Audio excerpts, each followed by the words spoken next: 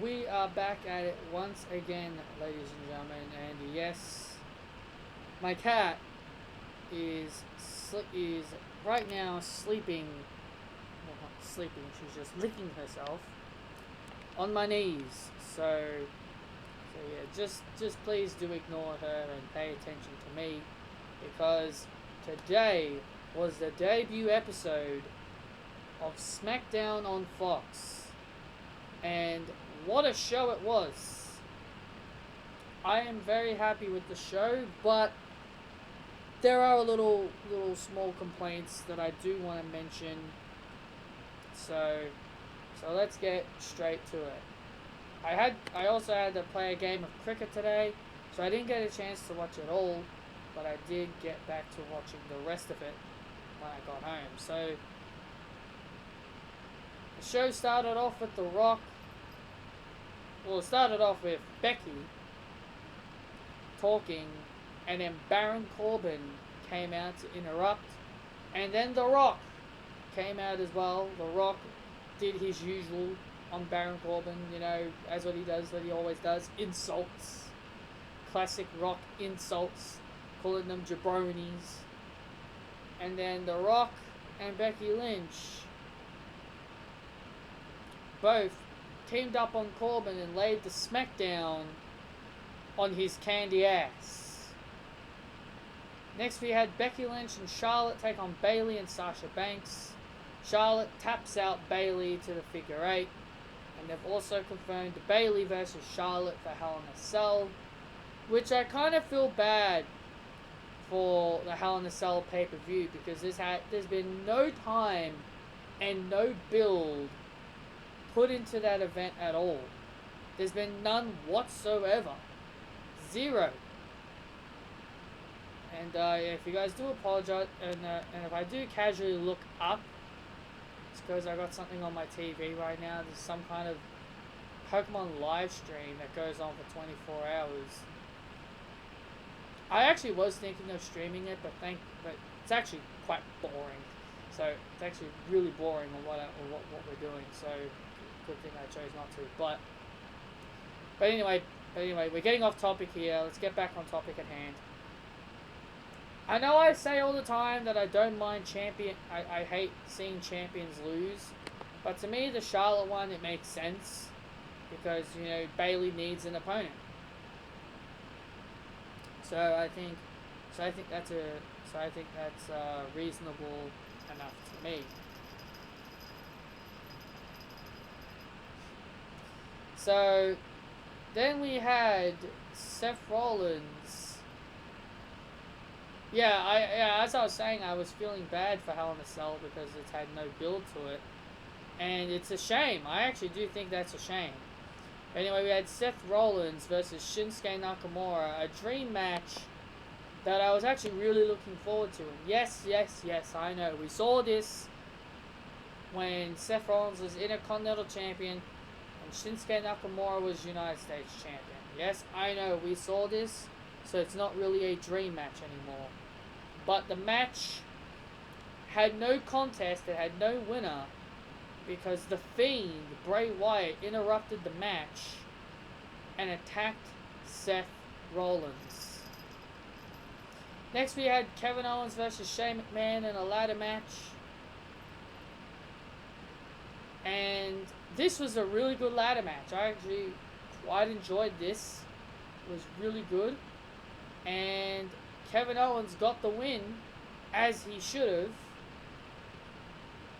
He has now fired Shane McMahon from WWE. So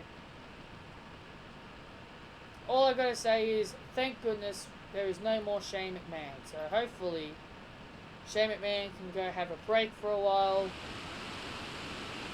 and hopefully he stays off our TV for a long time. So then we had this weird 8-man tag, which I don't understand. It was Braun Strowman and Heavy Machinery and The Miz versus the Raw Tag Team Champions Bobby Roode, or Robert Roode, and Dolph Ziggler, AJ Styles, and Randy Orton.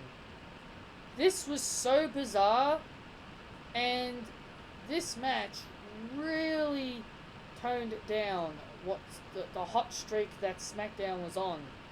Braun Strowman's team got the win, obviously, and some person by the name of Tyson Fury, who is apparently a boxing champion, because that's what WWE said, so I went by what they said.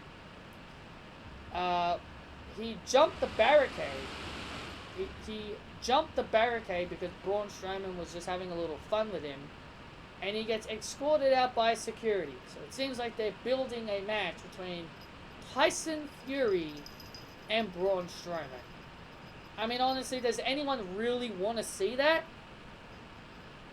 See you, Summer. I mean, does anyone really want to see that? I sure really don't want to see that. I'm sure none of you want to see that.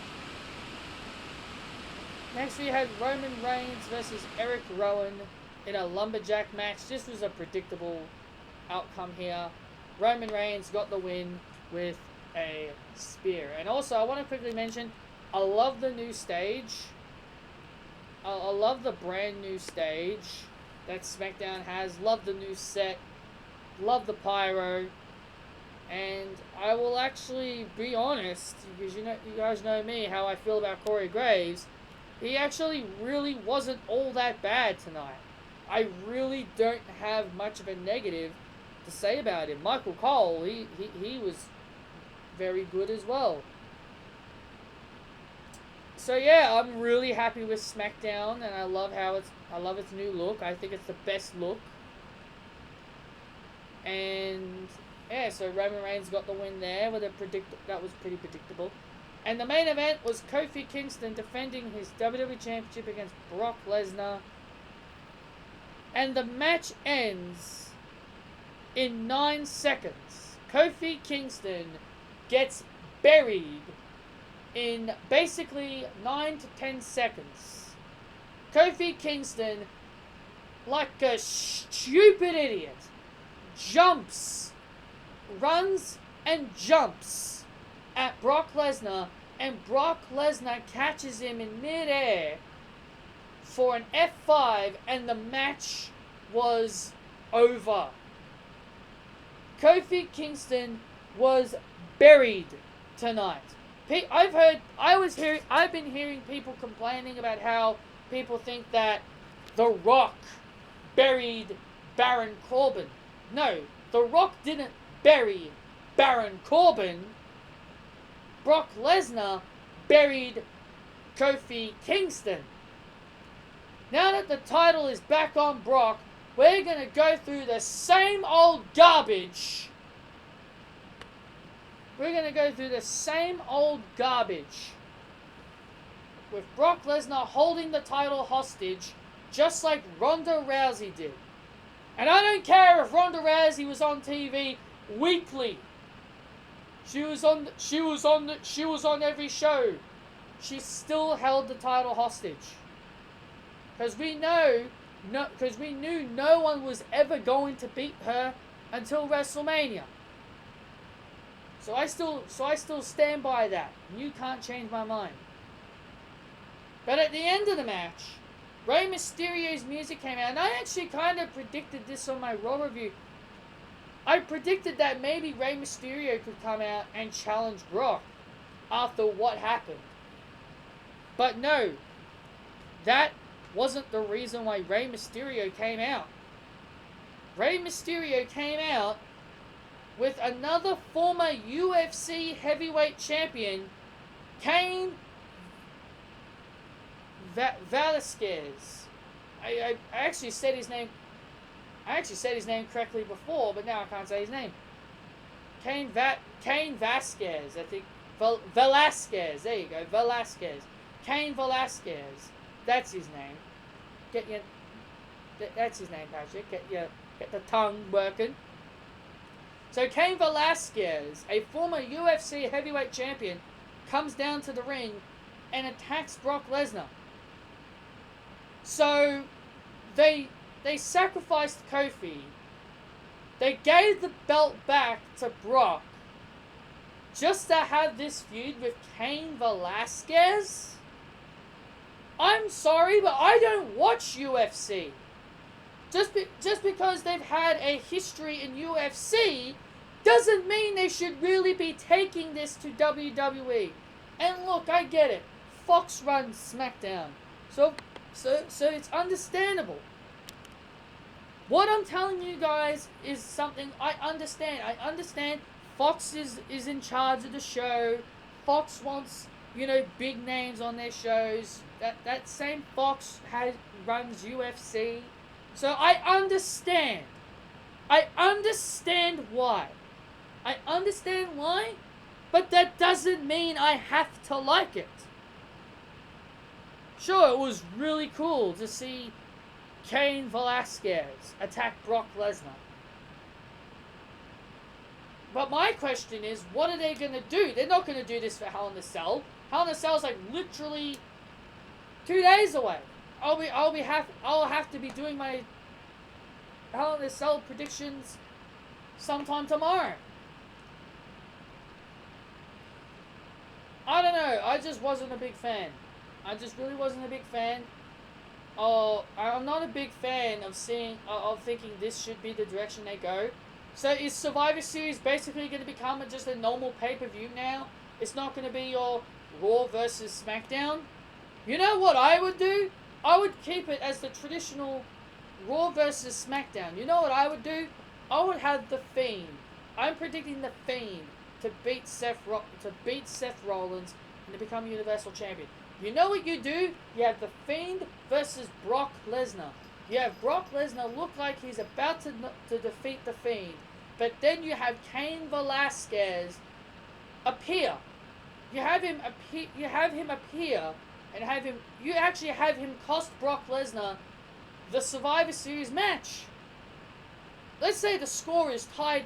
You can say the score is tied and it comes down to The Fiend and Brock Lesnar to settle the score. Who's going to be the dominant brand? And you could have Kane screw Brock Lesnar out of naming SmackDown the most dominant brand. I think that's what they should do. To be honest, I don't know how they're going to build this. Sure, it's interesting to see how they're going to build this feud, but I just don't know how to feel, to be honest. I really don't know how I feel about Cain Velasquez. And yes, I'll be able to tune into SmackDown every single Saturday because I don't go to university on weekends. So at least I'll be able to sit down and invest the storyline. I won't be able to watch Raw because of university, but at least I can actually watch SmackDown and actually get invested in what goes on my TV on SmackDown. So yeah, Cain Velasquez, he comes down and attacks Brock Lesnar, and Brock Lesnar retreats. And yeah, that's it. That's how SmackDown ends, ladies and gentlemen, with Cain Velasquez in the ring and Brock Lesnar getting away.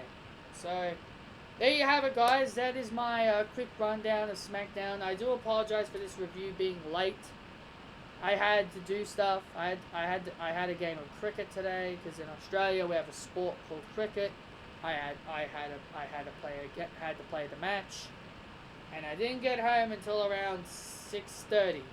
So I had to watch SmackDown, the last few matches that I missed. So that's basically all I've got for you guys. So I hope you guys enjoyed. Hit that thumbs up if you guys did enjoy. Comment your thoughts down below. What did you think of SmackDown on Fox? I thought it was easily better than Raw, but that's just me. You guys let me know down below your thoughts and opinions. So anyway, guys, I'll see you all tomorrow for my Hell in a Cell predictions and WWE 2K19 live stream. See you then.